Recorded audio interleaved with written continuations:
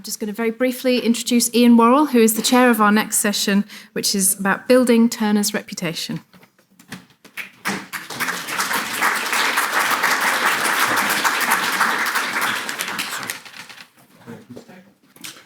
I should start by adding my congratulations to Amy and her colleagues for what is really a stupefying exhibition, celebrating both artists equally profoundly and bringing together often unfamiliar works from places across the world.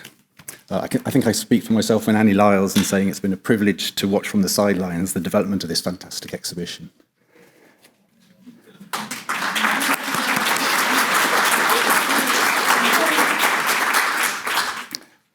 Given the extent of the Turner bequest here, it's inevitable that the focus on Turner has been the main concern in research and scholarship. But in this section of the conference, we are spreading the net somewhat wider to include other artists, and beyond that to beyond the UK itself to include other contributors from beyond the UK.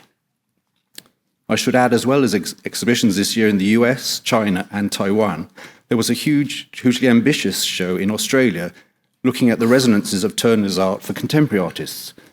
I truly recommend the catalogue by Simon Grant, so if you want to look that up, it's a very good read. Because Turner's modernity has dominated so much of the debate in recent years, I was really excited by Nick's presentation this morning on the Carthaginian paintings. And I'm glad that this afternoon we're going to focus again on those paintings in the paper by Stephen Farthing. Stephen is a contemporary artist. Some of you will know him from an interaction he did here about Turner's drawing processes in 2006. He studied at St Martin's School of Art and the Royal College in London and was elected a Royal Academician in 1998. He's now going to talk about the series of paintings he did of Carthage. Welcome, Stephen. Good afternoon. A little more than... I just didn't see the screen. A little more than 4 years ago, my wife's work took our family to Tunisia, where until July this year, we lived on the edge of the Carthage archaeological site. Living in a place of such historical importance gifted me with the opportunity to paint what I quickly learned had been for centuries a more or less invisible city, and to a certain extent it still is invisible.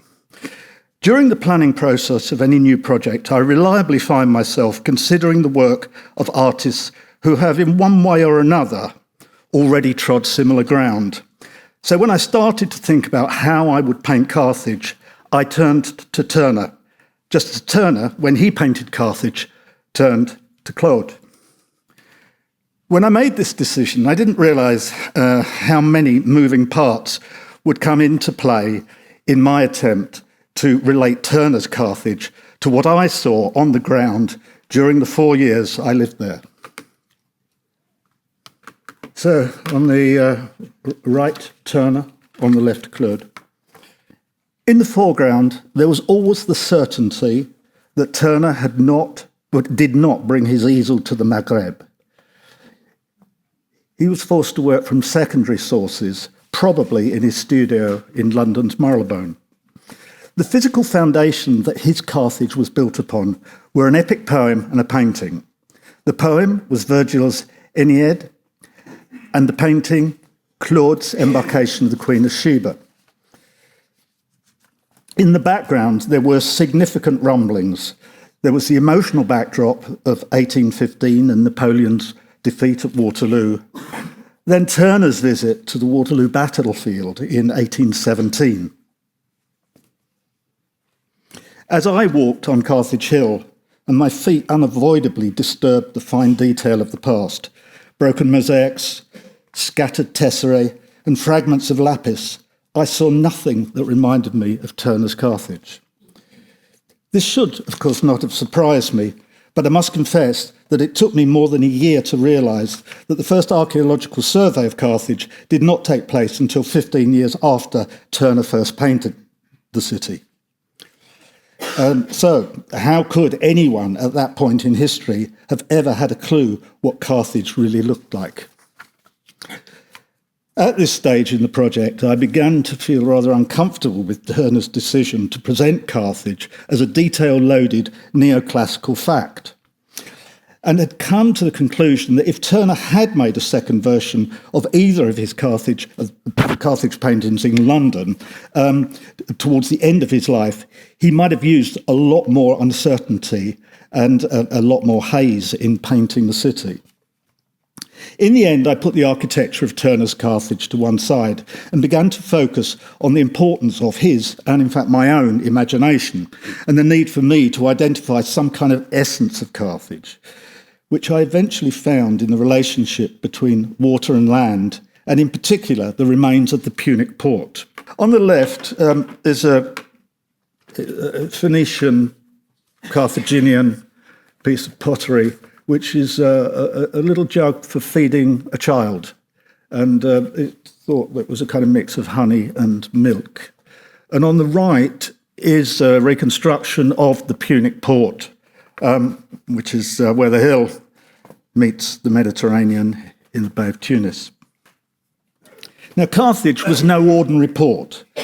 There was a rectangular port surrounded by warehouses, not palaces, as I suspect Turner imagined. But most important of all, behind it, there was a circular military port with a central island that had moorings for 220 military vessels. The arrangement meant that the military port was not visible from the open sea and that the Carthaginian navy could watch arriving vessels unseen.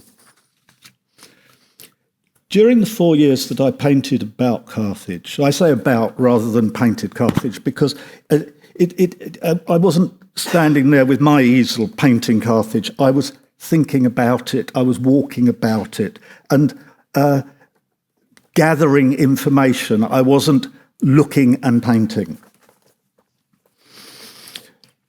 During the 4 years that I painted about Carthage, I thought a lot about Turner working with a poem and a memory of a painting by Claude.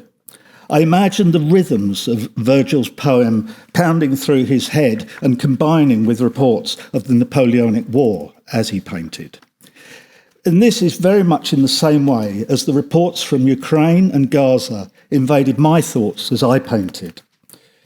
The Aeneid, without doubt, carried Turner's imagination back in time and drove him to paint with with considerable conviction in the past tense.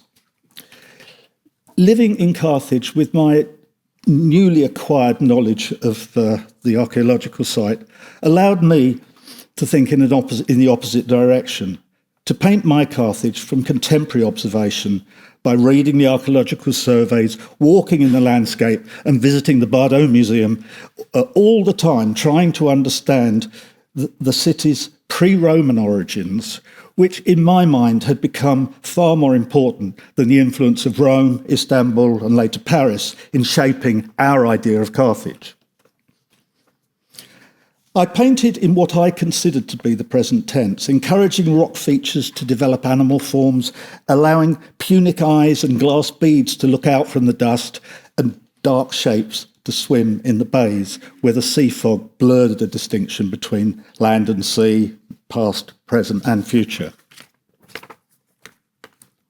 Okay, now to the paintings.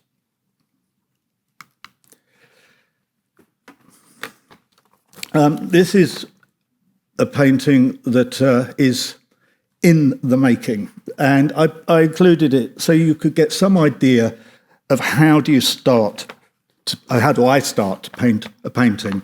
And the key to it is there are big swatches of colour that roughly map something out, and then these fine brushstrokes that begin to describe shapes, forms, spaces, and blend the colour into a more subtle state. So at a practical level, each painting is about 2 metres square. They're made with acrylic paint on cotton duck canvas, using an intentionally labour-intensive approach to grow an image pragmatically. So there are no drawings, just a strategy and an albeit recently embodied understanding of my subject matter. I started this first painting, Carthage in the Age of the Eclipse of Reason, in February 2022, after I had lived in Carthage for about 7 months and the invasion of Ukraine was just getting underway. At that time, my ambition was to build a top-to-bottom landscape, from the sky to the mountaintops, to the low-lying land, to the beaches, and then finally the salt water of the Bay of Tunis. I wrestled with the problem of how to include the totally man-made Punic port, but in the end, nature won, and only a few fragments survived. I started the second painting, Carthage Carthage, a hydraulic empire, by painting the sculptural heads of Castor and Pollux into the bottom right-hand corner of the canvas, then slowly buried the twins' heads in brushstrokes, which I thought of as rock or sand or dirt as I painted. So each brushstroke was a kind of grain of some geological extract. And that is how the painting proceeded, building a terrain, then flooding it, painting a Punic head, then burying it. Using this strategy, the landscape slowly grew and matured as I painted. I painted it during the winter months and early spring, at a time in North Africa when it's cool enough to comfortably walk in the countryside and visit archaeological sites. The third painting, Carthage in the Second Age of the Eclipse of Reason, got its title, along with some of the early paintings, from Mac Horkheim's book, The Eclipse of Reason, which seemed to me to pretty much sum up where we were, and probably still are, in our sense of global order. This painting grew out of cartography. It aimed to describe Carthage's sense of place, with not so much to say about the Sahara and the Atlas Mountains to the south and west. Its eyes are firmly on the Mediterranean, looking north, east and west towards Spain, France, then Italy, Crete and Greece. Sort of somewhere up on the top right-hand side is Sicily, and somewhere over on the left at the top is Marseille. And this there is a fragment of the military part of the Punic port, and this is a fragment of the commercial port. And I say is, it's not, it's blue paint. But in much the same way as I buried Castor and Pollux, I buried the port, because there is some of the port visible today. People go fishing in it, and there's some very rich white villas sitting around the edge of it. But I didn't feel I wanted to include any rigid geometry in my Carthage, because there is as good as none.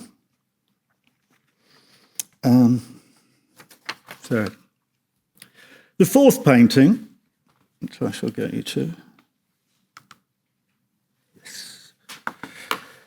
Carthage, the Total Eclipse of Reason, was painted towards the end of October 2023, immediately following October, the events that followed the 7th of October in Gaza.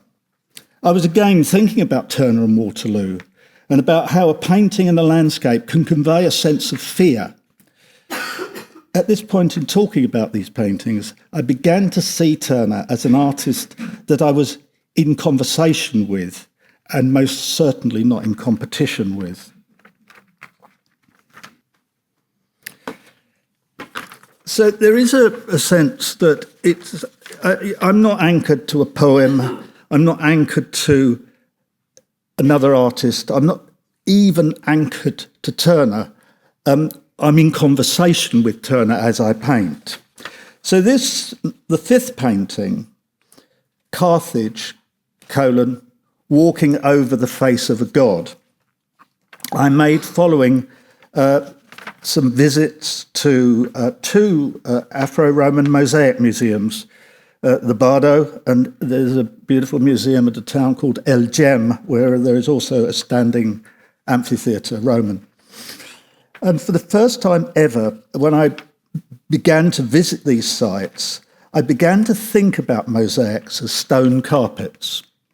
And I'd never thought, I mean, I don't think it's a great leap of imagination to see a mosaic as a stone carpet, but I'd never actually thought of it before. And I think it was just seeing so many. And of course, a lot of them, because they aren't on formal sites and they're just in the countryside with sheep grazing on them, become like very tattered carpets. For the first time, I began to think about walking over mosaics. And I realised that you can walk over a geometric pattern, but it became very difficult for me to walk over somebody's face. Now, again, relating to ways of seeing Carthage, ways of experiencing Carthage, water is obviously a major issue in terms of gaining an understanding of Carthage. Now, this is the sixth painting in the series, and I began this, it's called Deep Carthage, 2024. During the summer of 2024, after I had spent a day sailing across the Bay of Tunis, and earlier that month travelled by car ferry to Marseille, I began to get a feel of what Carthage looked from a maritime perspective, which of course is just as important as the Mediterranean looks from a grounded, on the beach Carthage perspective. And I started to paint the water, thinking again, of course, about Turner, but I settled for looking down into the sea at the menacing creatures of the deep, rather than Turner, who had a much more clearly defined idea of what he was chasing, certainly issues to do with slavery, vessels, and drowning. And you can't really see much detail in these pictures. But over here, if we weren't looking at a digital image, and they are actually very difficult to photograph these paintings because the camera gets very keen on the brush strokes and it doesn't see the picture in the way that at least my eyes see it, which is you can see through the brush strokes as well. And so they're actually, there's more to them than I think meets the eye when you see them projected on the screen. But there are, I suppose, I don't know whether you can see. I mean, this is a living entity. There's a living entity with tentacles coming across here. And then there is kind of Moby Dick's eye up there, but there's other stuff as well. Now, and just anecdotally, maybe interesting, these wavelets, it's only an hour's flight to Rome from Carthage Airport, which is called Carthage. And I went with some friends to the Vatican, and I was looking at those big maps that are on the corridor that take you down towards the Sistine Chapel, enormous maps of the Roman Empire. And there's one that has an ocean described with these. And I shamelessly stole them, you know. I thought they look great. You know, they look like they could have been snipped out of tin or something. Okay, now this is where the plot becomes really weird. So this is the seventh and last painting. I'm still keeping the door open to paint. I've got one more that I'm thinking about painting, and I may well do it, but in theory this was the last one. And of course this was an exhibition that I showed before I left Carthage this last spring. And I painted this for the exhibition, and I felt very strange painting it because the plan wasn't to paint another version of Turner's paintings, but I felt I owed it to the audience because I was in this a strange country that culturally, I suppose, people would want me to be an Orientalist, but I don't have an Orientalist bone in my body. Probably because I'm married to an Egyptian, and I don't see it as exotic. I just don't. And anyhow, I chose to paint this picture. But what I say here, and I will read it to you, it's called Carthage After Turner, 2025. And as I say, I painted it for an exhibition in the UK Ambassador's Residence, which is a wonderful Islamic palace just in La Massa, which is the seaside resort next to Carthage. And it's the only painting in the series that directly relates to a Turner. Within my painting of Turner's Carthage, I've used the process to try and let nature and actually the activity of painting to reclaim it, and by simply making the light so crystalline and then letting the water flow in. So to conclude, I think I still have a little time. I'm going to go back through these images just so that you can look at them without my voice.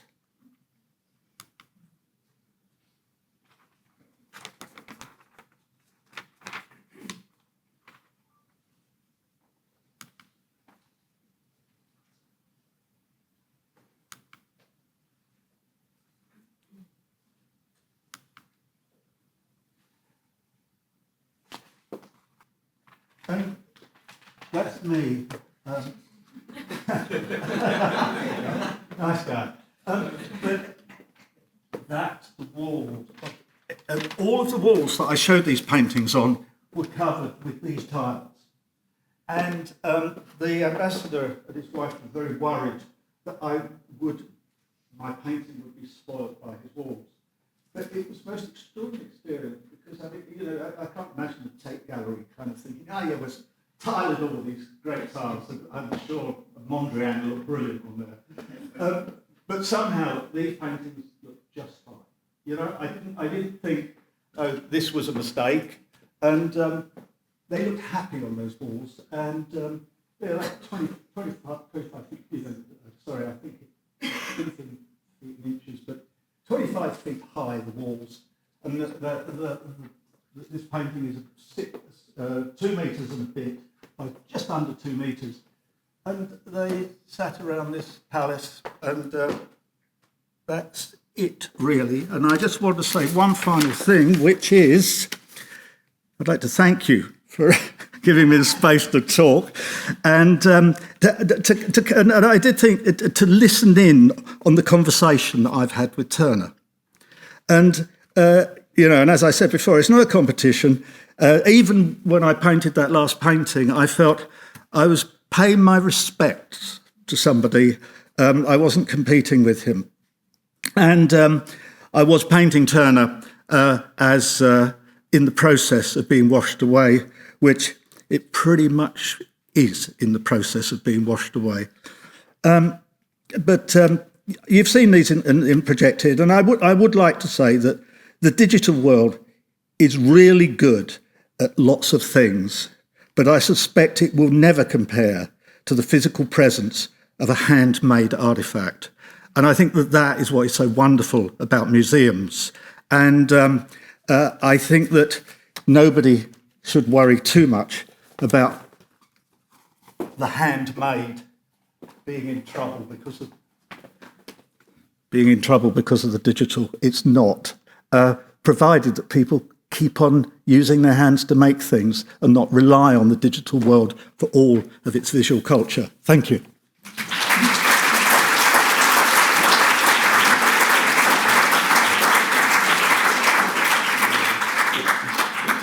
Thank you to Stephen for that very enthusiastic survey of his paintings.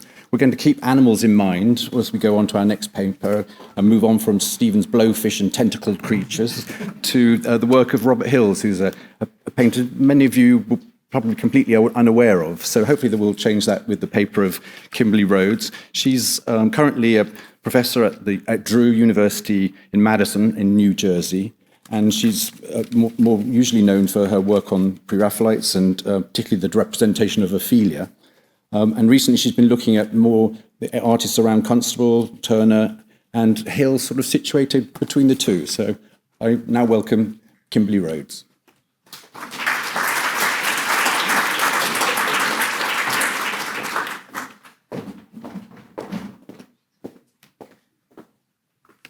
Thank you, Ian, and everyone who is responsible for bringing us all together today. It is worth noting from the outset of this paper that the Oxford English Dictionary entry for collaboration traces its usage back only to 1860. So my use of it here today is technically anachronistic.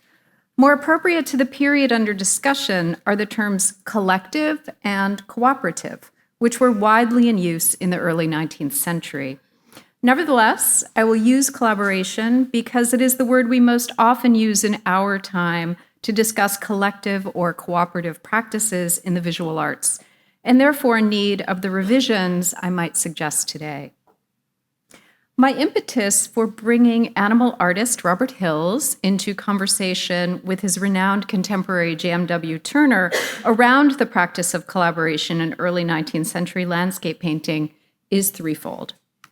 First, their peer John Constable possessed Hills's 1806 etchings of cattle, comprising rudiments of drawing and groups for the embellishment of landscape in his library. This information makes it possible, perhaps, to trace the origin of some of the cattle depicted in Constable's paintings to Hills's prints. Visual evidence also suggests that Constable was acquainted with Hills's stag imagery, published in the same print folio format as his etchings of cattle, and used it prominently in the cenotaph. Secondly, and here's another comparison. Secondly, G.H. Bachrach has demonstrated Turner's knowledge of Hills's work by pointing to Turner's use of his 1816 publication, Sketches in Flanders and Holland, to plan the itinerary for his trip to the same region in 1817. As such, Constable's and Turner's familiarity with Robert Hills and the use of his published oeuvre is already established, yet needs further explanation. My final rationale follows from this gap in the literature and is based on Martin Butlin's observation in an entry entitled Collaboration with Other Artists in the Oxford Companion to J.M.W. Turner, quote, "For an artist as individualistic as Turner, collaboration would seem to be unlikely, but it did occur," end quote. These instances, according to Butlin, include 3 paintings for which Sauri Gilpin provided animals, a painting of Judith with the Head of Holofernes, co-attributed to Turner and Charles Eastlake, with whom he shared a studio in Rome, and Turner's Varnishing Day intervention on the surface of Daniel Maclise's Noah's Sacrifice in 1847. Based on Butlin's examples, collaboration is present only when Turner's mark-making is physically entwined with that of another artist, when both hands can be materially detected. Although this is not the case with Hills, he could be added to Butlin's list of Turner's collaborators, not to bolster the lesser-known artist's position in the art historical canon or diminish Turner's reputation, but to investigate various types of cooperative practices in landscape painting and broaden our definition of collaboration in acknowledgement of the fundamentally collective traits of the genre in the early 19th century. In the exhibition catalogs for the Society of Painters and Watercolors, Hills's name often appears alongside other members of the group as a collaborator in the established manner proposed by Butlin. His specialty was providing deer with his own hand in landscape compositions, especially after 1828. George Barrett's as yet undated watercolor Deer in a Landscape is a typical example of this type of practice, which is similar to the work Turner did with Sauri Gilpin and that Gilpin did with other artists throughout his career. A watercolor attributed only to Hills, now in the Farrens Art Collection titled Landscape with Deer and dated circa 1800, includes a towered structure towards the middle background resembling Turner's circa 1824 watercolor Arundel Castle on the River Arun, and the 1827 print produced after it by George Henry Phillips. This watercolor by Hills, therefore, may instead be George Fennell Robeson's Arundel Park with Deer by R. Hills, which is unlocated, as it was referred to in the 1833 Society of Painters and Watercolors catalog that year. Turner's piece is more expansive and panoramic, but provides the basic structure for the more intimate Farrens watercolor and brings the three artists into a conventional visual dialogue of collaboration and compositional appropriation. A passage from W.H. Pine's 1815 book, Etchings of Rustic Figures for the Embellishment of Landscape, alerts us, however, to the shifting perceptions of collaborative procedures in landscape painting during the period, beyond those I've just mentioned, and the role of animal artists within them. And I quote, "Cows, horses, asses, deer, sheep, dogs, and pigs should be represented with as much truth of character as the human figure. And a landscape, however well painted, wherein these domestic animals appear defective in character, loses half its charm." Hills's etchings of animals drawn from nature form the most celebrated work for this purpose and should be possessed by all who feel desirous of a just knowledge of their picturesque character, end quote. Here, Pine destabilizes anthropocentric points of view by positioning animals and humans on the same plane of significance in the realm of landscape painting. In addition, by directly referencing Hills, Pine positions the animal artist as a, quote, keystone species of sorts, upon which the success of a landscape composition depends in much the same way that deer help the ecosystem of a forest to thrive. At the same time, though, the deer is also considered by some to be a natural resource to be extracted for human sport and consumption.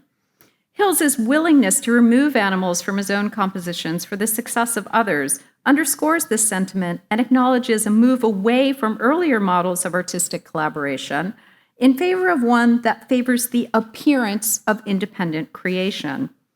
One of my objectives in this paper is to apply Pine's and Hill's capacious view of collaboration to Turner's practice and vice versa.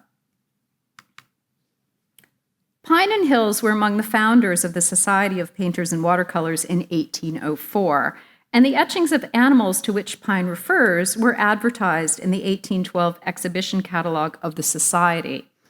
The first publication, listed as Neat Cattle, is likely Cattle in Groups for the Embellishment of Landscape, printed in editions dating from 1806 to 1808. And this is the folio that was in Constable's library.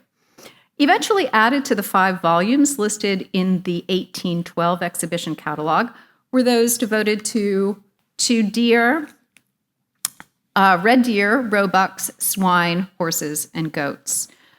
The latter was the subject of the final animal folio made available to the public in 1817.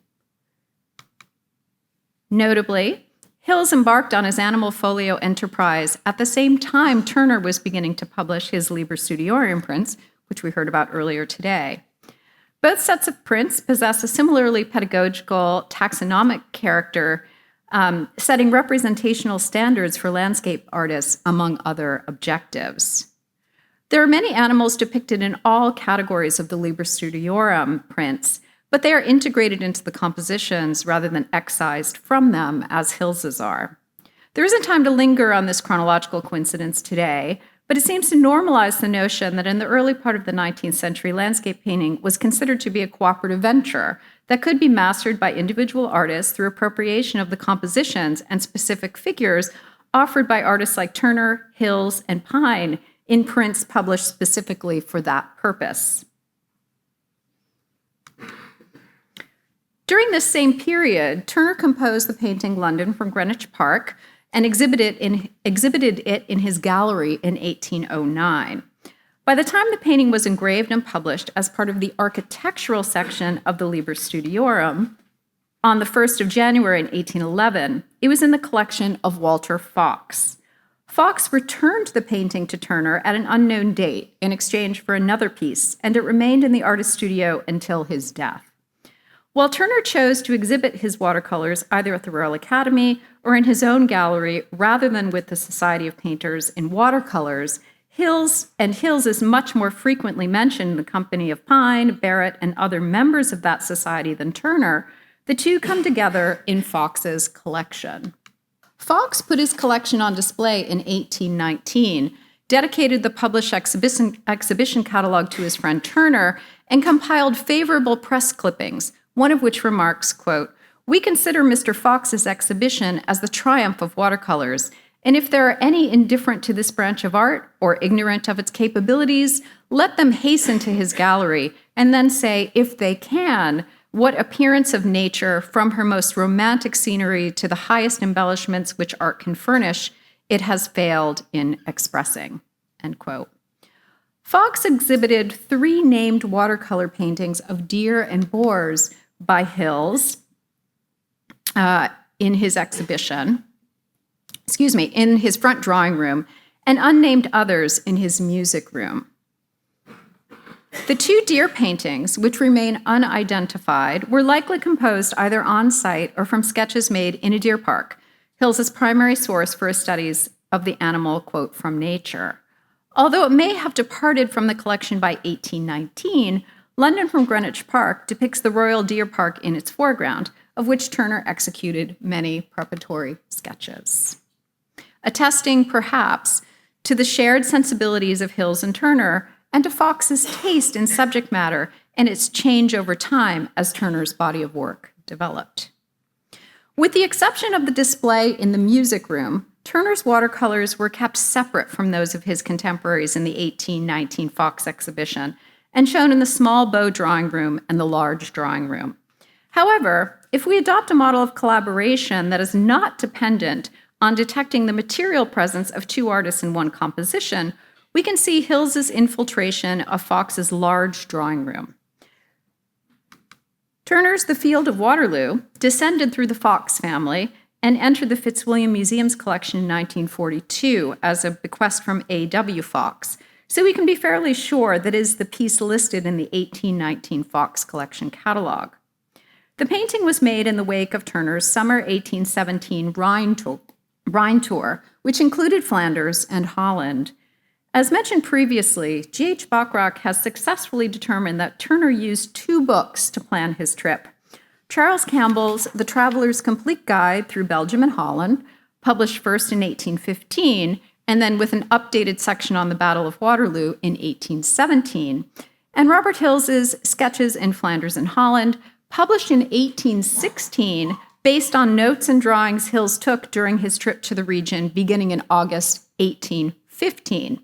About a month after the Battle of Waterloo. Turner lost Campbell's book during his journey and had to rely on notes he took from Hills's prior to his trip because the latter was too bulky for travel. Unlike Bachrach, I am not as interested in how Turner used Sketches in Flanders and Holland before and during his tour, but how he might have used it to create the Field of Waterloo upon his return. In his 1962 article, Robert Hill's at Waterloo, Luke Herman noted that traces of Hills's important visit to Waterloo a month after the battle could not be detected in his publicly exhibited works. Rather, these images appear primarily in the form of private sketches made on site and prints published in Sketches in Flanders and Holland. The artist's eyewitness account of the almost immediate aftermath of battle is present in his text in great detail, though, and was eventually brought to life visually and viscerally by Turner. The print in Hills's book, closest to Turner's landscape composition in the Field of Waterloo, is the bottom half of Plate 9, but the upper half showing the entrance to the farm at Les Haissant corresponds to a Turner sketch used by Bachrach to delineate the differences between the 2 artists. Bachrach does not mention the birds in Hills's composition, which the artist describes as, quote, poor pigeons who were fluttering about and perching upon roofs.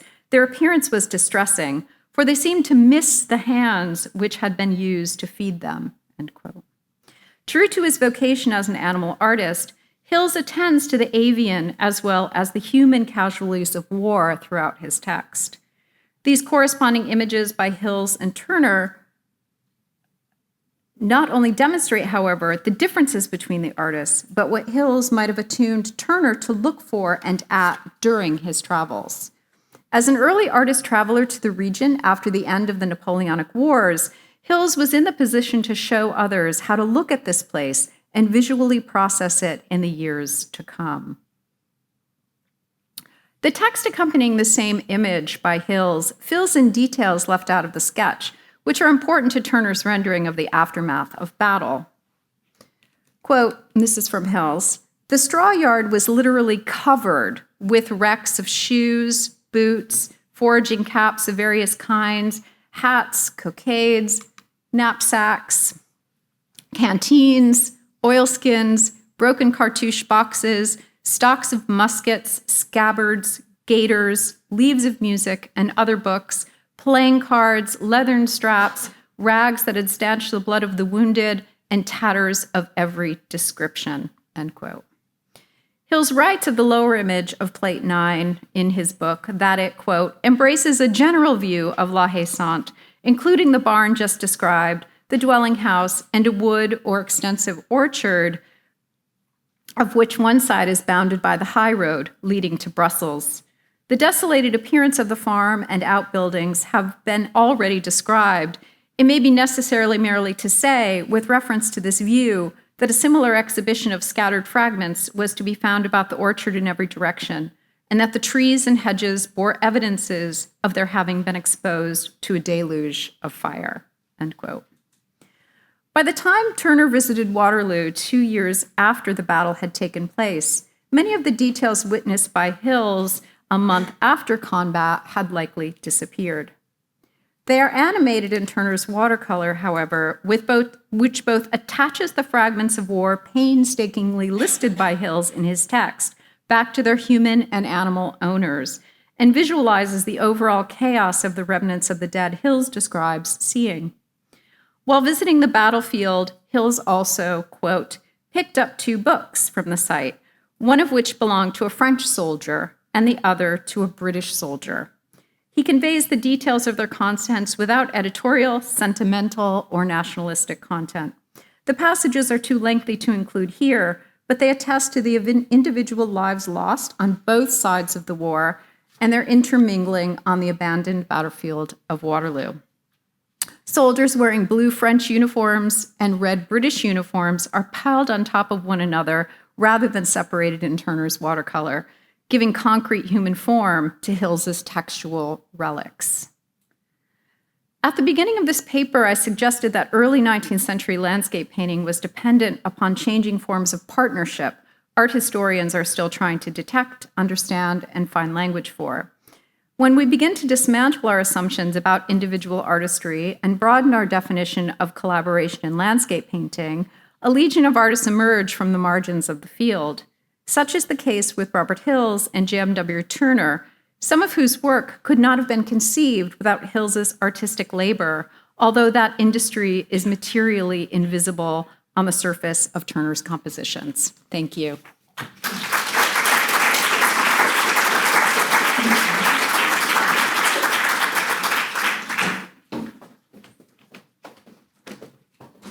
Thank you, Kimberly, for a most interesting talk.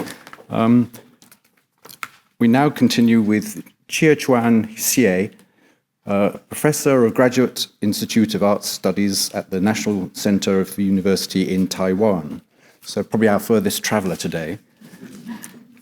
Chia-Chuan is going to talk about the importance of reproduction to generating Turner's reputation for subsequent generations, and particularly the Royal Gallery of British Art, which featured in images by Turner, Constable, and Stanfield.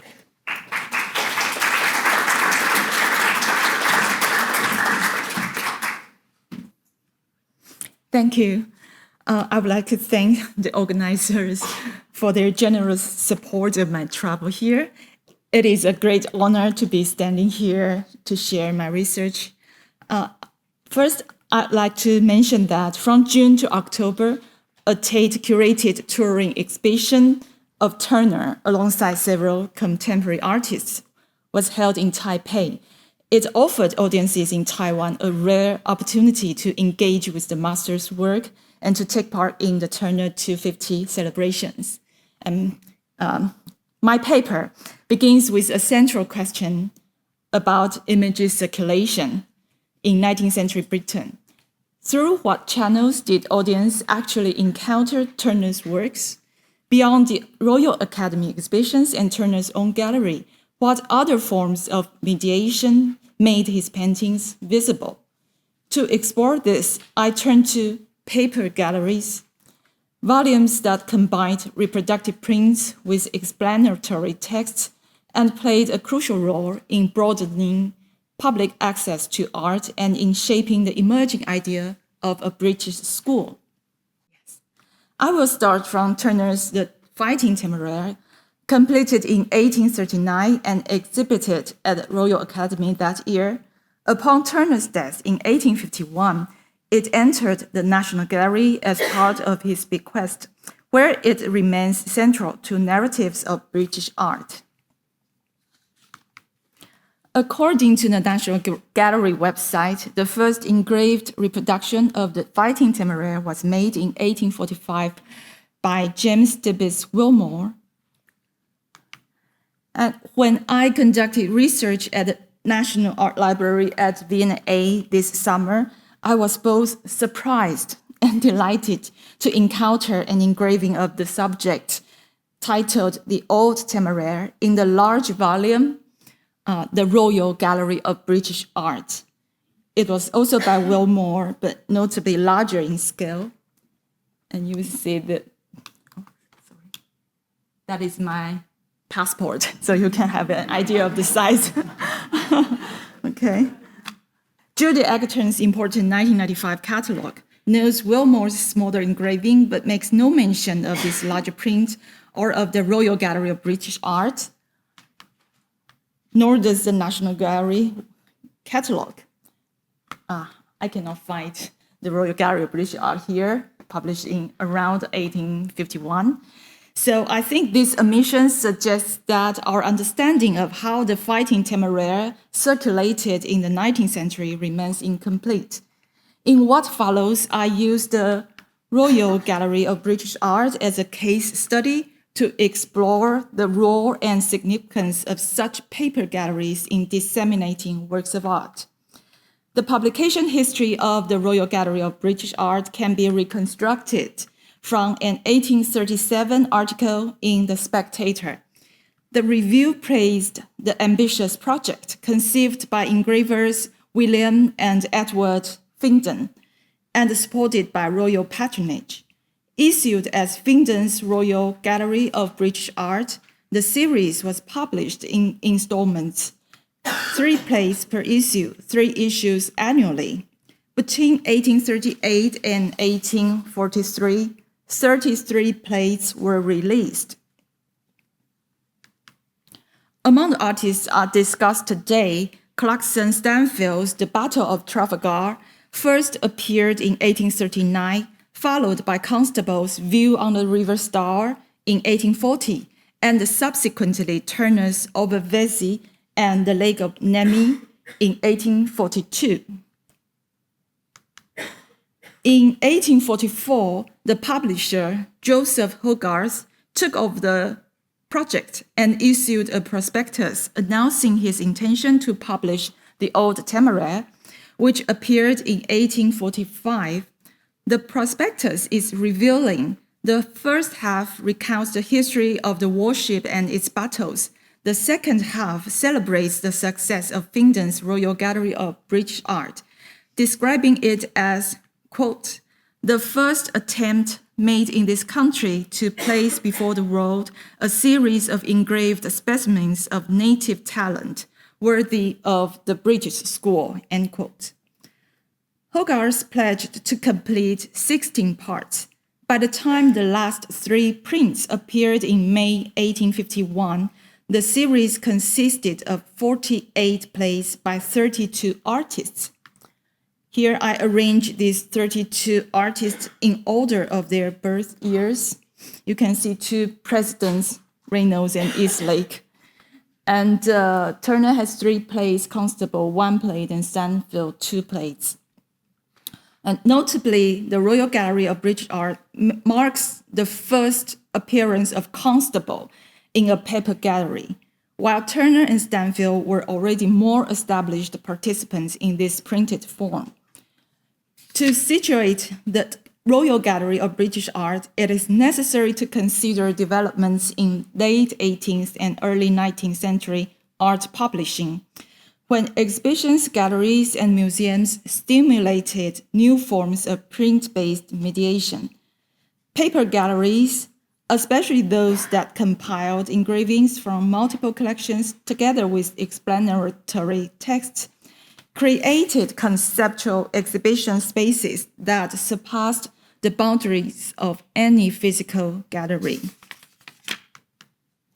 Henry Bones, the publisher Henry Bones' 1847 stock catalogue, lists more than 60 such galleries, exemplifying the growth of this realm of publication. Here it's called picture galleries. Okay. I'll quickly show 4 earlier examples. The British Gallery of Pictures, this series completed in 1818, attempted to present a history of painting from the 13th century onward, although it ultimately stopped in the 17th century and therefore included no works by British artists, only continental old masters. The fine arts of the English school represented the earliest major paper gallery dedicated to British art and included Turner's early work, Pope's Villa. The Cabinet Gallery of Pictures presented a selection of both British and continental artists, though notably excluding both Turner and Constable. Instead, you can see it included Wilkie, David Wilkie, and Patrick Nasmith.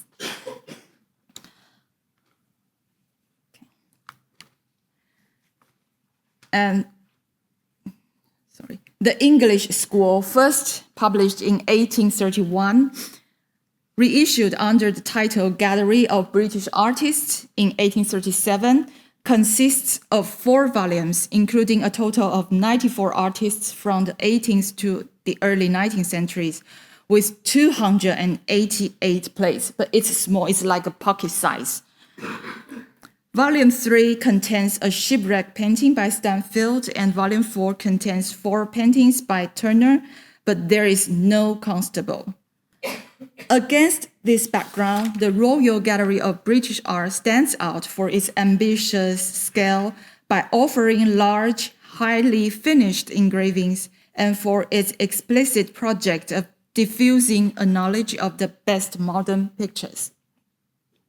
Returning to the old Temeraire, actually I bought this print through the internet. Okay, you can still find it. Okay, the accompanying text is remarkable, not only for its historical account of the ship, but also for its literary and emotive qualities.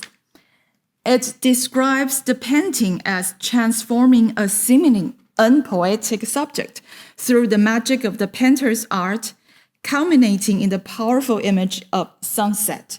As the text states, quote, "Two of the noblest objects in nature and in art are taking their last stand over the waters of the Thames, one to rise again, the other to live forever." In this way, the painting becomes a meditation on national transition, on glory, mortality, and the passing of historical eras.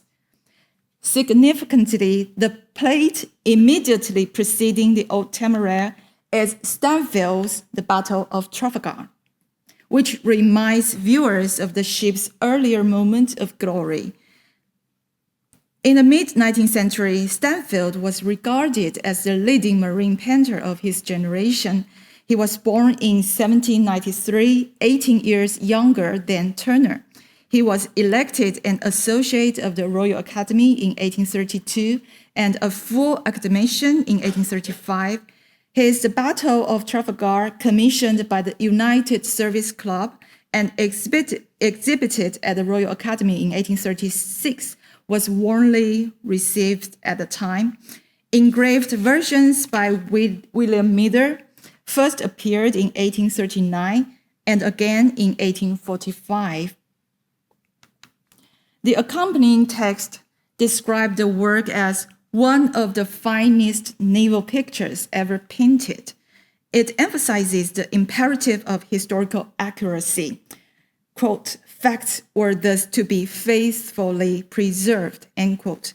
Yet it concludes that Stanfield surpassed these documentary constraints, creating a composition of great dramatic force and one worthy of commemorating Britain's most celebrated naval victory.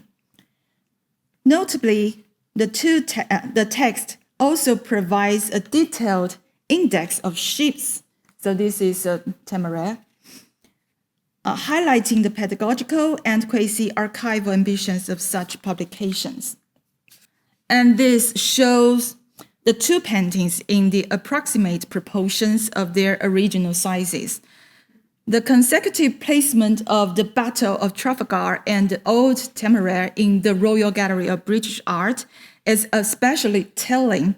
It contrasts the ship's heroic roar in 1805 with its quiet final passage in 1838, sharpening the shift from triumph to decline in a single compelling juxtaposition. Here, I would like to suggest a question. How should we understand the cultural meaning of Turner's marine painting in their own time? Today, Turner and Stanfield belong to quite different tiers of artistic reputation. And in general introductions to British art history, Stanfield is seldom mentioned. Perhaps I was wrong, please correct me. But when I teach British art to undergraduates in Taiwan, I did not include Stanfield. Perhaps I will in the future. Yeah. Yet placing Turner and Stanfield back into the context of the mid-19th century and comparing them within that historical framework may offer a useful approach. Such a comparison not only highlights the artistic values of the period, but also reveals how far our current perspectives have moved away from those of Turner's contemporaries. Constable's inclusion in the Royal Gallery of British Art is equally significant. Prior to this publication, none of his works appeared in the paper galleries I have surveyed. His 1822 View on the River Stour near Dedham, one of the six-footers, had achieved acclaim at the 1824 Paris Salon. From 1830 to 1832, Constable collaborated with David Loukes to produce English Landscape, a set of mezzotins after his paintings, which included the oil sketch for the River Stour painting. In March 1840, as part of Finden's paper gallery project, the painting was engraved for the first time as a line engraving by William Smith. The accompanying text describes the painting as, quote, one of the finest of his works, end quote, praises the truth and freshness of his handling, and recounts the anecdote of a French artist who admired the painting's dewy luminosity.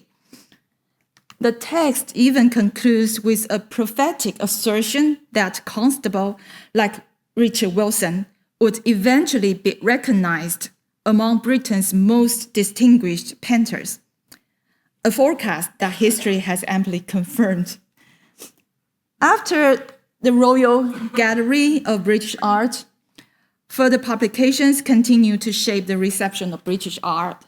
Here I also quickly survey a few examples. First, masterpieces of English art published in 1869 employed photographic reproductions, though of earlier engravings rather than original paintings, and included works by Constable and Stanfield.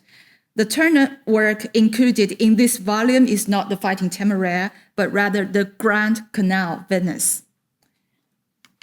In the 1870s, the picture gallery series appeared, issuing 4 plays per month, 48 per year, and ultimately producing 5 annual volumes. The second volume included Stanfield's Battle of Trafalgar and Turner's The Fighting Temeraire, both reproduced from the engravings in the Royal Gallery of British Art. The fourth volume introduced Constable's River Star and was later reissued under the title English Painters of the Georgian Era, regards to Turner. Of course, apart from paper galleries, monographs, biographies, and periodical criticism, notably the Art Journal, played increasing roles in constructing artistic reputations. For example, Constable's English Landscape was expanded and reissued by the publisher Henry Bone in 1855. So that's included 40 mezzotins, not the original 22. In 1874, a volume devoted to the works of Clarkson Stanfield was also published, containing 13 plays. Among them was the Battle of Trafalgar, engraved by John Curzon after the oil sketch for the painting. And this oil sketch was presented to the nation in 1847 by Robert Vernon and now housed in Tate Britain. Naturally, Turner generated far more dedicated publications. From the 1850s onward, a steady stream of monographs appeared, including the Turner Gallery. It is worth noting that The Fighting Temeraire was the first Turner painting reproduced for Chinese readers. The inaugural issue of the art journal Morning Light, it's a fine arts magazine, in 1921, featured Turner at the head of an article on 15 great Western painters, illustrating only this work. Sorry, it's really not very clear. Okay. An example of its early transnational reception. So there were only 2 British artists included. The other is Reynolds. Okay, to conclude, the Royal Gallery of British Art was completed in 1851, the same year Turner died. Unlike Turner, who had appeared consistently in British school paper galleries since the early 19th century, Constable entered this printed canon for the first time through the Royal Gallery of British Art, which seemed almost prophetic in announcing his future fame. But even so, William Cosmo Monkhouse, writing in Masterpieces of English Art in 1869, still insisted that, quote, to compare Constable to Turner is something like comparing Clore to Shakespeare. Constable was, in fact, a pastoral painter and nothing else, end quote. By contrast, Stanfield remained widely recognized well into the 1870s. For example, the Boston volume, Famous Painters and Paintings, published in 1876, featured both Turner and Stanfield, but not Constable. Yet from the 20th century onward, Stanfield's presence steadily faded, to the point that his works are now scarcely visible even at Tate Britain. Why this occurred is a question I cannot yet answer, but I would like to conclude my presentation by leaving this question open. Thank you very much.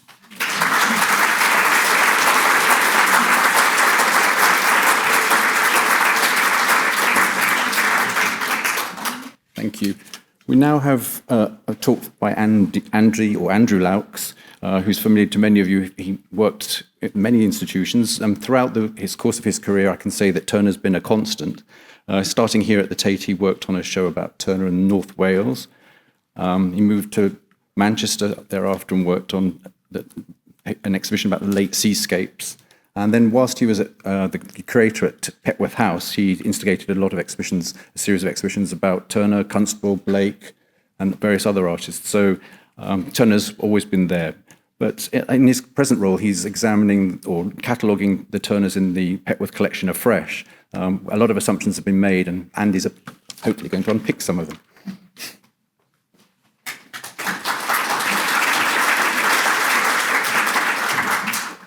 Thanks, Ian. I'm rather dreading this slide advancer. Everyone seems to have been struggling with it, so I'll do my best. So a search under Turner Petworth on Tate collections online produces over 300 works. These include the 20 paintings bought by the third Earl of Egremont from the artist, others made in connection with them, plus abandoned or rejected projects, and of course many sketches, most familiarly the 120 or so watercolour studies on blue paper done in the late 1820s. Unsurprisingly, therefore, Turner at Petworth has become a genre to be treated within monographic overviews, as well as in its own right, notably the two seminal Tate volumes here, published in 1989 and 2002, the latter accompanying the major exhibition at the house in that year. For the Paul Mellon Centre's Art in the Country House project, published online in 2020, I explored Egremont's broader collecting and curatorship, which included the systematic dismantling and subversion of his inherited Baroque interiors and displays to create a modern environment based on his own very personal form of patriotism. This paper will highlight the particular role played by Turner in Egremont's curatorial scheme before introducing the hitherto unconsidered movements of the Petworth Turners between the Third Earl's death in 1837 and the public opening of the house by the National Trust in the 1950s. Central to Egremont's scheme was the North Gallery extension to the house, completed in 1827. Here he sought to promote British art by showing it alongside examples from his largely inherited collection of classical sculpture and European paintings. Turner recorded the gallery shortly after its completion. The current red scheme is a restored Victorian one. Some works in the North Gallery carried overtly patriotic messages. Among his first acquisitions from Turner had been ships bearing up for anchorage, bought around 1805. Here the Royal Navy are distantly anchored as a reassuring presence at the entrance to the Thames, in contrast with the perilous smaller ships in the foreground. The painting was exhibited 3 years before Trafalgar, when there were still genuine fears of French invasion. More straightforward national pride is evident in John Rossi's British Pugilist of 1828, a colossal portrait of the Regency bare-knuckle champion Tom Cribb, who in 1810 won the world title and cemented his status as a national hero. Implicit in Rossi's work was also a challenge to the Italian sculptor Canova's carvings of pugilists in the Vatican. On the plinth of the Petworth work is proudly carved in large capitals, Athleta Britannicus, British athlete. Egremont also did more than any other collector to support the Royal Academy in its encouragement of British artists to tackle literary and historical themes, as their European counterparts had done for generations. Additionally, his particular preference was for subjects from British history and literature. Turner's contribution was Jessica from The Merchant of Venice, the last picture Egremont would buy from him, which featured alongside other Shakespearean scenes, such as Joshua Reynolds' enormous Macbeth, moved into the North Gallery soon after the extension was completed. The English Pastoral was a further curatorial strand, featuring several paintings in this vein by Turner. Here, for example, his Windsor Castle, elevated from sketches made on the spot in 1805 by exaggerating the width of the river and the scale of the castle, and by introducing a shepherdess and her flock. The view is further harmonised by a compositional structure derived from Nicolas Poussin, much revered in early 19th century connoisseur circles, transforming an iconic English view into a vision worthy of inclusion in the highbrow environment of the North Gallery, where the pastoral theme is also mirrored by neighbouring works, including John Flaxman's figure of Apollo in his bucolic guise as the protector of shepherds. Amongst the most drastic of Egremont's modernisations of his inherited interiors at Petworth was the carve room, which he expanded in the 1790s to form a large dining hall, and in doing so completely redistributed the celebrated 17th century wood carvings of Grinling Gibbons onto newly painted white panelling, as can be seen in C.R. Leslie's painting of 1828. The climax of the Earl's alterations to the carve room, however, was the major commission from Turner in the late 1820s to provide 4 panoramic views for the lower register of the east wall. 2 of the paintings represent Petworth Park, which can be seen through the windows facing the pictures. One, including a cricket match, suggests the patron's liberality and Englishness in allowing the use of his grounds for sports. The other brings us nearer to the lake and celebrates the ethereal effects made possible by the native landscape garden style of Capability Brown. 2 further pictures represent modern engineering projects. the Chichester Canal and the Brighton Chain Pier, both recent additions to the Sussex landscape, constructed with the financial backing of the Earl himself. That Turner's Carved Room Commission was only the third and final time he produced work for a specific site, and that the project took for him an unusually long time to deliver, 3 to 4 years, suggests in itself that the importance of satisfying his client was paramount. We also know that 3 of the 4 finished works had full-scale oil sketches, again unusual for Turner, and that at least 3 additional subjects were made, 2 of which are recorded as having been tried in situ. Perhaps Turner's first idea was this pair of pendants, the first showing the Earl enjoying his park, the second a typically Turnerian contrast between old and new.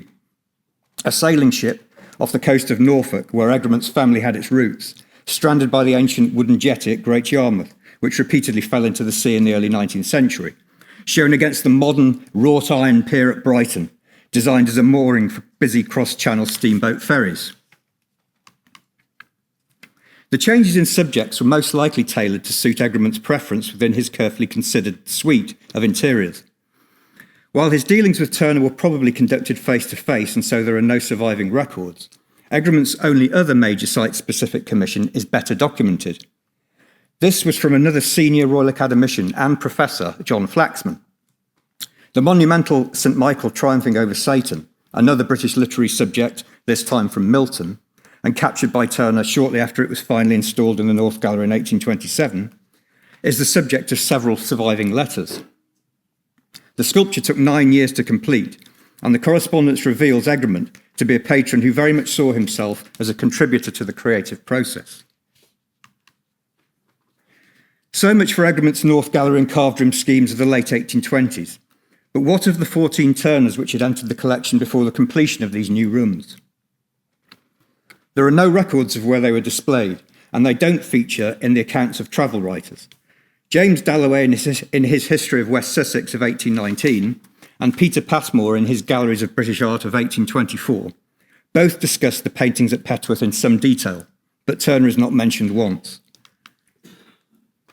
The collection of paintings at Petworth House was not fully documented until 1835 by the teenage son of the great Regency portraitist Thomas Phillips, another perennial visitor to the house. By 1835, Henry Phillips was able to record 13 Turners at Petworth, including the final 4 in the carved room, with most of the others in the North Gallery.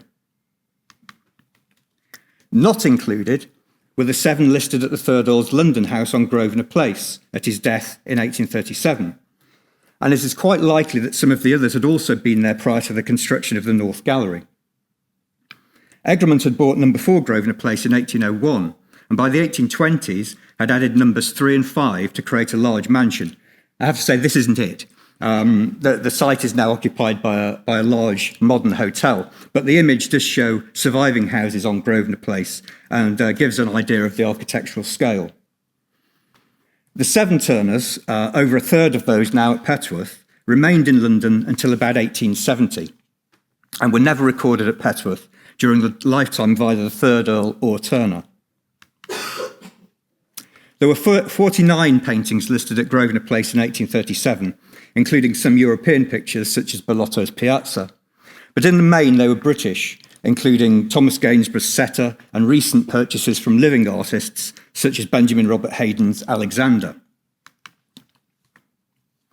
When the Third Earl died in 1837, he did so without any legitimate heir, so his eldest son, a former army colonel, inherited his father's estate, even though he couldn't inherit the title. He was later given his own peerage, first Baron Leconfield, by Queen Victoria in 1859. While Colonel Wyndham didn't add many objects to the collection, he improved its management considerably, including an extensive regime of cleaning and varnishing paintings by the prolific and esteemed restorer Henry Bolton. Here is one of Bolton's thumbnail records of pictures cleaned at London in 1847, showing 4 of the Turners. Also in the 1840s, Colonel Wyndham asked Thomas Socket, the Petworth rector, who had also been his boyhood tutor, to compile detailed diagrams showing the positions of the pictures in the main rooms at Petworth. He followed this in 1856 by commissioning the first published catalogue of the paintings collection from Arthur Knox. The arrangements captured in Socket's diagrams very much reflect Colonel Wyndham's hang, and not, as is commonly assumed, his father's. On this page, for example, showing a wall in the North Gallery, the painting by Daniel on the left, which is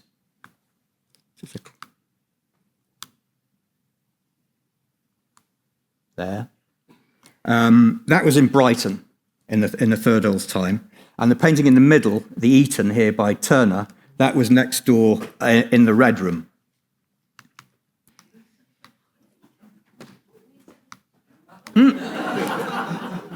Like buses. Because of their common size, it has been previously thought that Cockermouth and Eton historically hung as a pair, but they never did. Cockermouth was in London until the 1870s, and in the Third Earl's arrangement, Eton actually formed a pendant to the similarly sized Garrick's Villa by Zoffany. Both hung in the Red Room opposite the windows and could have been read as a continuation of the English Tameside pastoral theme found in the North Gallery next door. By the 1850s and 60s, the 13 Turners at Petworth, 7 were still in London, had very much made it into written accounts. In his Treasures of Art in Great Britain, Gustav Vagan discusses the North Gallery and introduces the 9 Turners he saw there by saying, "The pictures here by this master show him in his full power, both in his realistic and ideal sphere, although curiously, he makes no mention of the 4 carved room works." The first chapter of the second volume of Walter Thornbury's 1862 biography is wholly devoted to Petworth and was largely compiled by the young art through rooms of white and gold, large and light. So the house of the 1860s clearly retained the Regency lightness and elegance of the Third Earl scheme as captured by Leslie and Turner. Unlike Vagan, Story certainly did not miss the carved room Turners and revealed they were already beginning to deteriorate. The sun has seen them, and growing jealous of the rival sun in the beautiful picture of Chichester Canal, seems to have shown his revenge by cracking it all to pieces. Some 8 years later, the Turners left the carved room and would remain absent from it for the next 130 years. Colonel Wyndham died in 1869 and was succeeded by his son Henry, who commissioned the architect Anthony Salvin to remodel and modernise large parts of Petworth House, including the carved room. In this high Victorian photograph taken by Leconfield's daughter Mary, the Turners are clearly absent. The carved room Turners had been removed to Henry Leconfield's new London mansion, 9 Chesterfield Gardens, and remained there until the 1920s. Grosvenor Place had been sold on the death of Colonel Wyndham. But this immense house, rebuilt as Leconfield House, home to the MI5 in the 1930s, and also now another hotel, was initially designed by Salvin and finished by another leading Victorian architect, George Aitchison. No interior images or detailed lists of 9 Chesterfield Gardens have come to light, so we don't know in which rooms the Turners hung, but a series of surviving floor plans and elevations give an impression of the grandeur of the house and help lend context to how they would have been experienced. The first floor ballroom, for example, here highlighted, was built to precisely the same dimensions as the carved room at Petworth, 60 by 24 feet. There were also echoes of Petworth in the dining room, which was decorated with carvings based on those in the carved room. The wood carver was even sent to Petworth to make drawings of Gibbon's work. Among the interior furnishings were decorations such as this surviving wallpaper sample from the William Morris Gallery collection and stellar pieces from the Duke of Hamilton's celebrated sale of 1882, including the famous commode by André Charles Boulle, now regarded as the most important piece of furniture at Petworth. Paintings generally featured much less than they had at Grosvenor Place. Only about 30 were recorded at Chesterfield Gardens on the death of Henry Leconfield in 1901, and the 4 carved room Turners were comfortably the most significant, although there were some which are familiar today in the public rooms at Petworth, including the Bellotto again, and Zoffany's portrait of the actress Mrs. Abington, both of which had been moved across the West End from Grosvenor Place. At the same time, the 7 Turners, which had been at Grosvenor Place, came to Petworth for the first time. The move coincided with Salvin's work at Petworth, which included a new business room. In this room, designed for formal meetings, the Turners were the only paintings, including the view of the house, dewy morning. I'm not going to point at it because the slides, the projector will go away. Which hung over the fireplace, which is on the left of the business room detail. You can see there, number 636. plus the northern seat, Cockermouth Castle, was also present, and Cockermouth Castle is the one to the right of the floor plan at the top there. And this, I think, advertised Leconfield's, or at least helped to, advertise Leconfield's cultural and landowning credentials. Remember that by the later 19th century, the family was deriving more income from its Cumbrian mineral mines than its Sussex agricultural estate. Apart from the carved room Turners in London, the others were all still in the North Gallery. And the North Gallery, again, I'm not going to use the pointer because it's jinx, but the North Gallery is at the extreme right of that plan on the top there, the large expanse on the top right, with the Red Room next to it, just to the left, and then the carved room just to the left of that.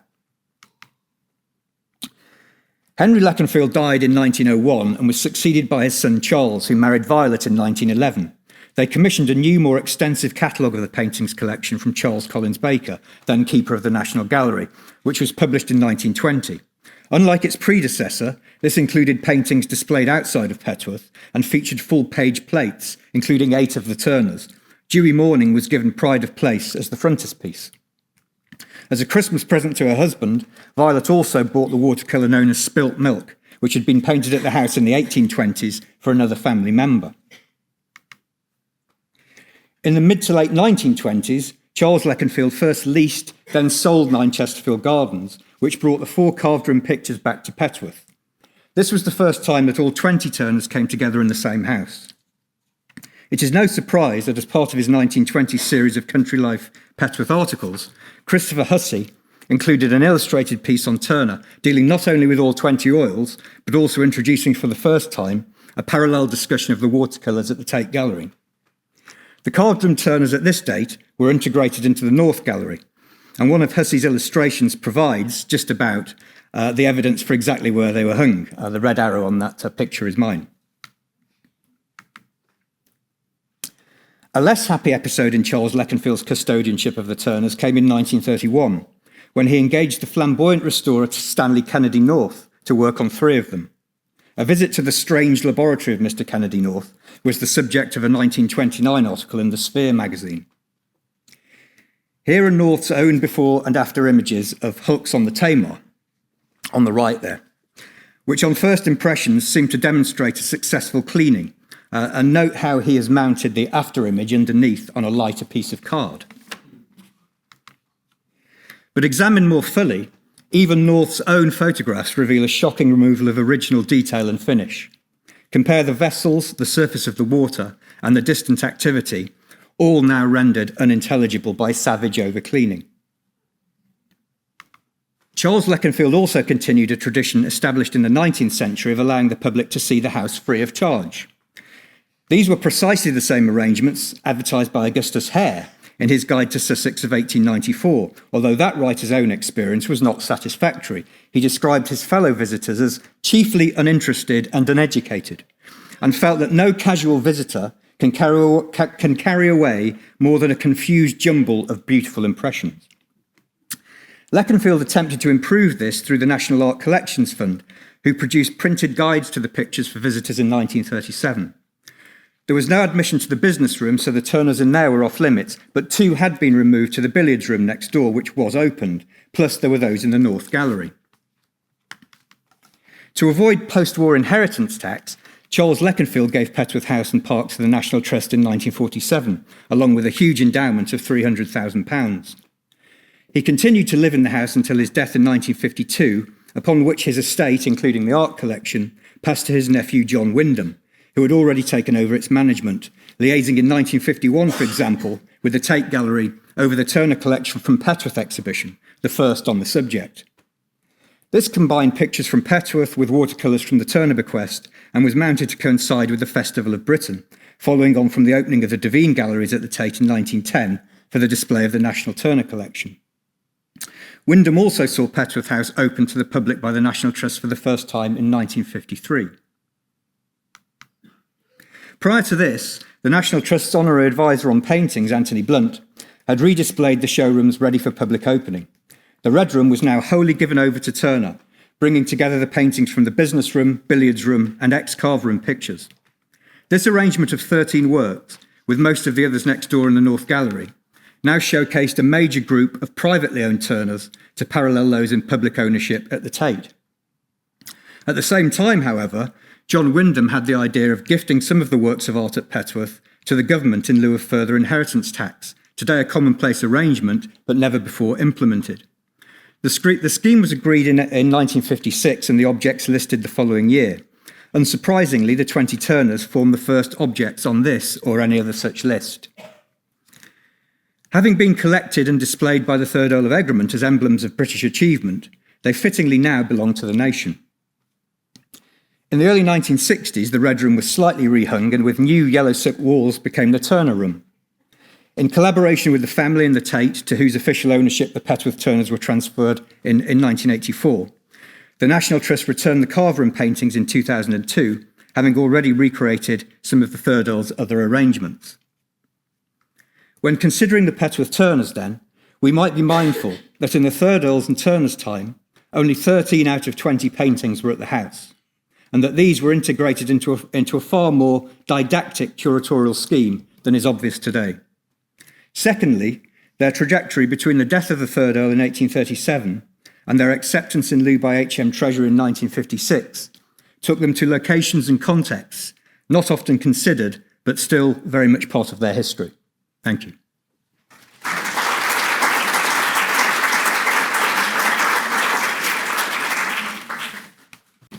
So we need to catch up a bit of time, but we've got some time for some questions.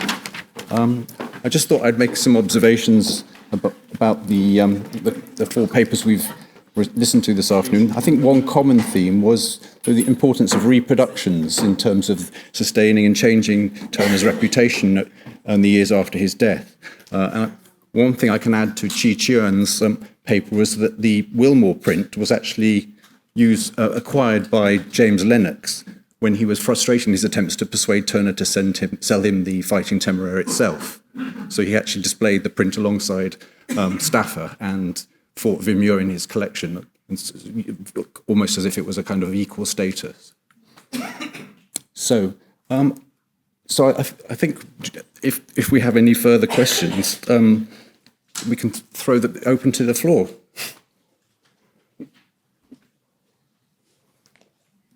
No? I think everyone wants to drink it. I think so. No questions? Oh, yeah, sorry. Yeah, there's one here. A very simple question.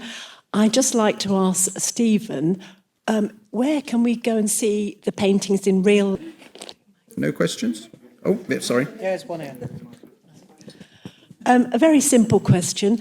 I'd just like to ask Stephen, where can we go and see the paintings in real life? Oh, at this stage, I don't know.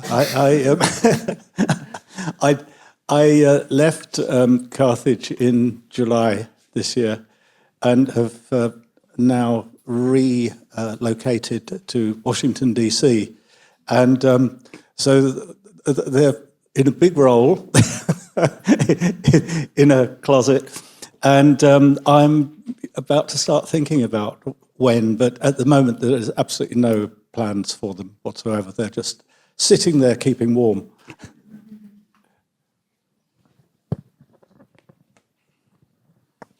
Thank you. Thank you all for your papers, which I really enjoyed.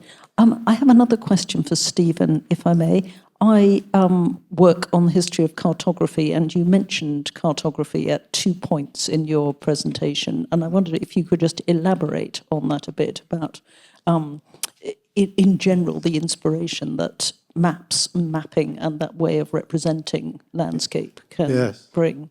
Thank you. Well, I probably think about it more than I should, because for 12 years I was a professor of drawing in the University of the Arts, which is somewhere over there next to us. And my work there was really to look at all the different ways that drawing is used in terms of visual literacy. And a very important thing I think I learnt from it, which is that cartographers used to draw maps that started where they lived. They started with the familiar, and then they worked out the edges where the wild beasties were, and you fell off the edge of the world because they never went that far. And so I think as a painter, when I paint somewhere, I kind of see that as the centre of my universe and then work out from there. And Carthage as a maritime port, a civilization, if you lived in Carthage, you looked out to sea and you knew that Marseille was that way, Malta was there, Sardinia was there, and Greece, Lebanon was over there. And it's absolutely crucial to being a Carthaginian. I mean, earlier somebody talked about being a Carthaginian, and of course there are many kinds of Carthaginian, but I would say everyone who lives in Carthage knows pretty well where how the Mediterranean unfolds in front of them. Very few visit the desert.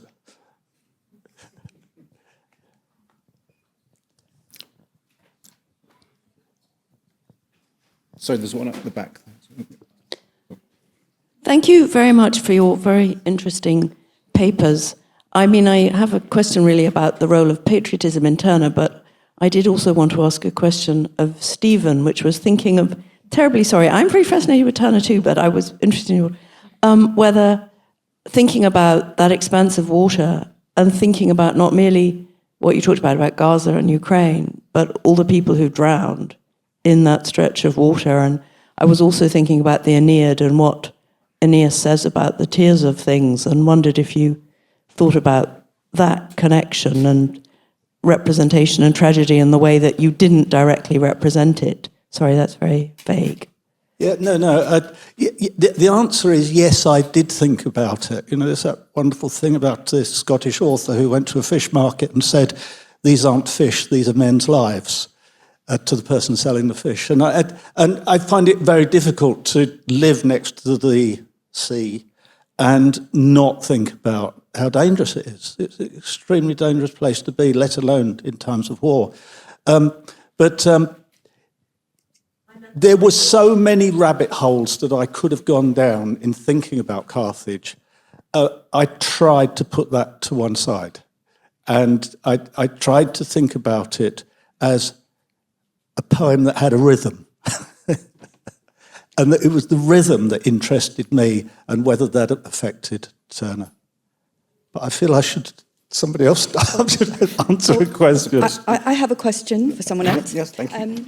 For, I guess, Chia-Chuan, going back to Turner, it was my understanding, say, with Turner and his Liber Studiorum, when those engravings were done, he always was very much involved in the quality of his work. And I was just thinking about, given that the Royal Gallery of British Art, circa 1851, he would have still been alive, as would have other people who were Clarkson, Stanfield. How much was that work sort of controlled by the original artist versus it just being printed for kind of profit by other people? Sure. Thank you very much for the question. As far as I know, because I'm not a specialist or expert on Turner, but as far as I know now, Turner kind of wanted to control the reproductive prints. I mean, the prints made from his painting. And he was not quite happy with Wilmore's first version of the engraving because Turner's original painting put the mast after the funnel of the steamboat. But I think perhaps due to the historical accuracy, I mean the demand of historical accuracy, Wilmore kind of corrected, yes, in that way, and that made Turner not very happy with that. Yes, but Wilmore kind of corrected that. I mean, changed it to comply to Turner's original painting in his later version. That's around 1856. That is when Turner already died. Yeah. So this is an example I know that Turner, I think from the artist's perspective, he must have wanted to control the quality of the reproductions, because that kind of spread his name. Yeah, but Turner also knew that the reproductive prints also kind of help to spread his reputation. Not only from, Turner also works for publishers like Charles Hsieh to publish his tours, picturesque tours. So, I just wanted to express that artists, not only Turner, I think from Reynolds onwards, they all know that reproductive prints kind of a tool to help them to spread their fame, but sometimes they still feel unhappy if the quality of the prints were not very good and they could not control it. Thank you. Could I ask a question as an artist? Yes. Did Turner benefit financially from these prints? Yes, I think so. Good. Yes.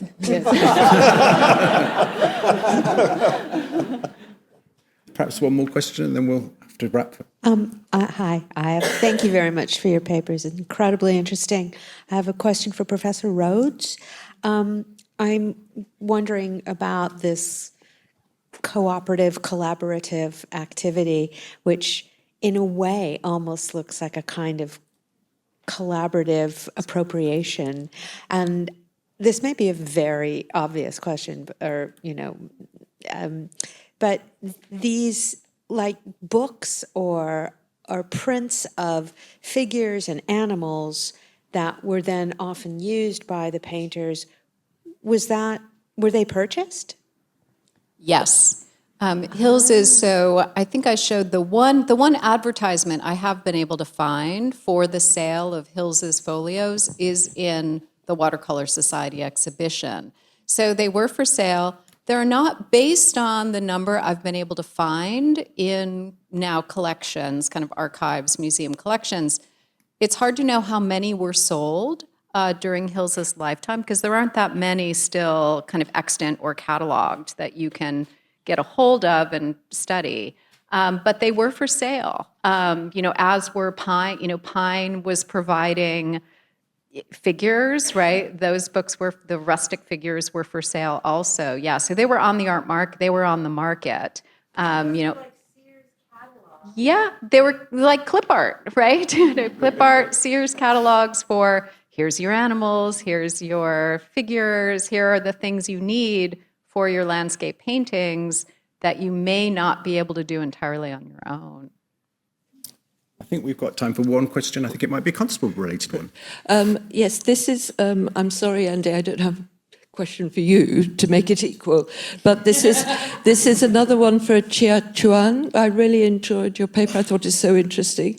One thing I wondered, you showed us the images that were selected or excluded that reflect the reputations of relative artists to each other, including Constable when he wasn't included.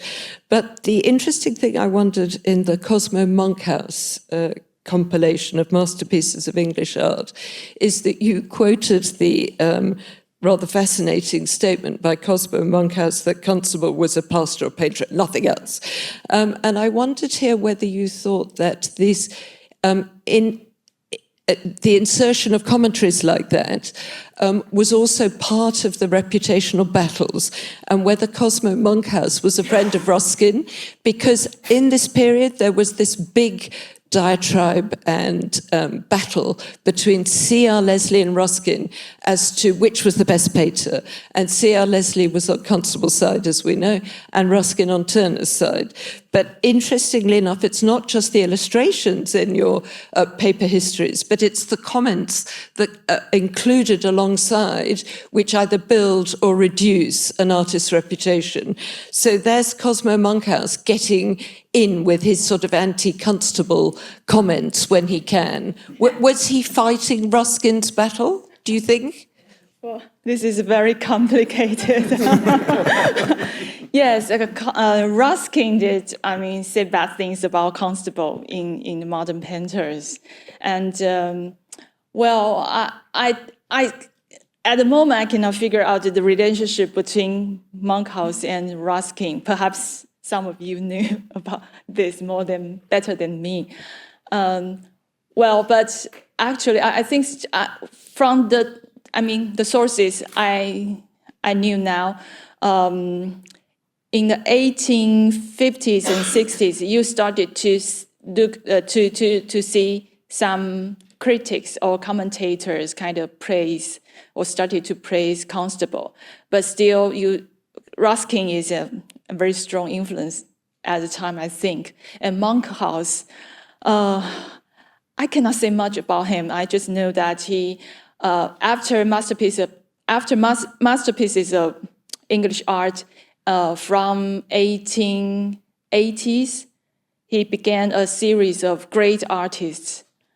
Yeah, that's small, very small pocket-sized monographs on artists. Yes, and also, I cannot answer this, but I think Constable is also a question for me that I think it is from 1880 or 90s, or even later, Constable began to be, kind of praised as the national painter of England. Yes. Yes. Yes. Yes. Thank you. Thank you. Thank you, everybody. It was a really interesting afternoon, and thank you all for your questions.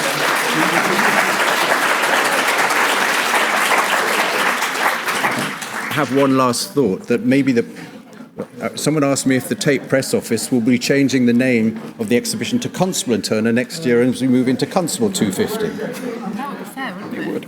In all fairness. Okay.